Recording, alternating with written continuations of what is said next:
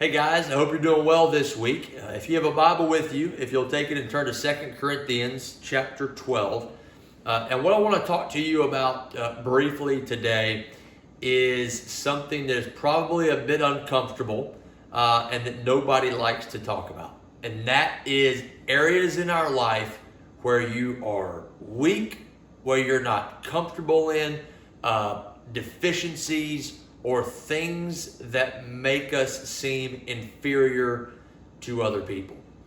And the Bible actually talks a lot more about our weaknesses and about our deficiencies, and particularly, yes, about our sin, more than it does about our strengths or things that we are good at or anything on that kind of line or that thought. And so there's a guy in the Bible named Paul. Paul wrote basically the New Testament. If there's one guy you can look at that probably had the biggest transformation in their life, it was Paul.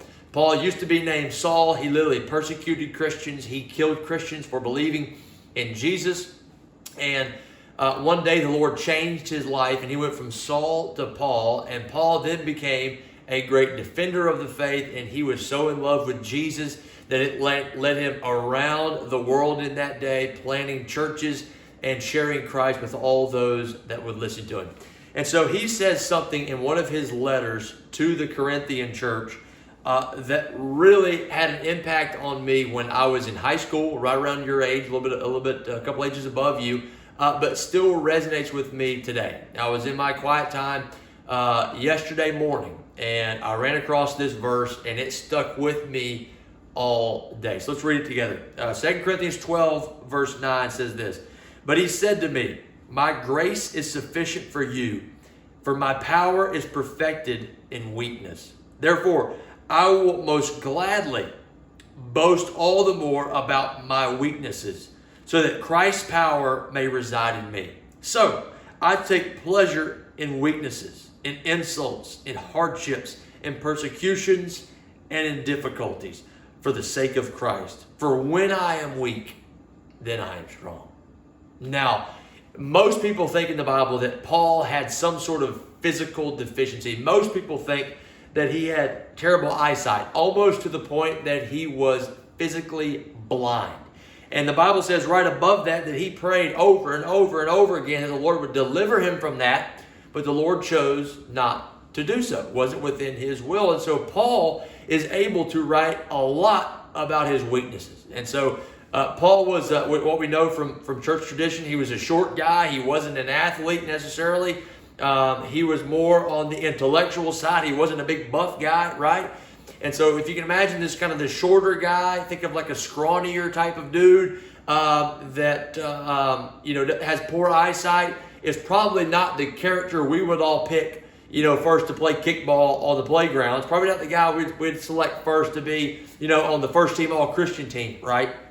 But the Lord sometimes does his best work through some of the quote-unquote weakest people in the eyes of people on the earth. This is why Paul says that we should boast in our weaknesses and not in our strengths. Why does he say that?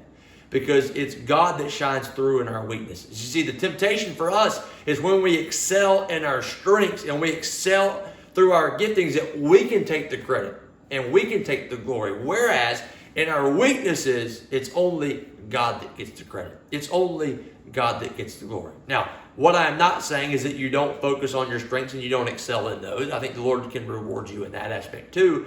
But what I'm saying is that the quicker you can learn to almost rejoice in those weaknesses, insults, hardships, persecutions, and difficulties, because you know that the Lord is trying to teach you something in those moments, and that he is trying to somehow, some way, bring glory and honor to himself through your weaknesses. So here's my question for you today.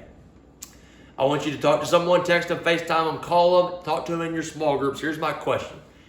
I want you to be honest and be vulnerable and share a weakness, an insult, a hardship, a persecution, or a difficulty that you feel like you have in your life right now.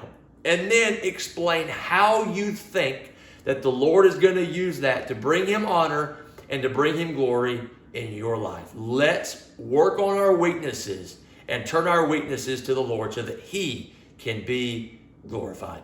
Love you guys. Hope you have a great rest of your week. Let's roll.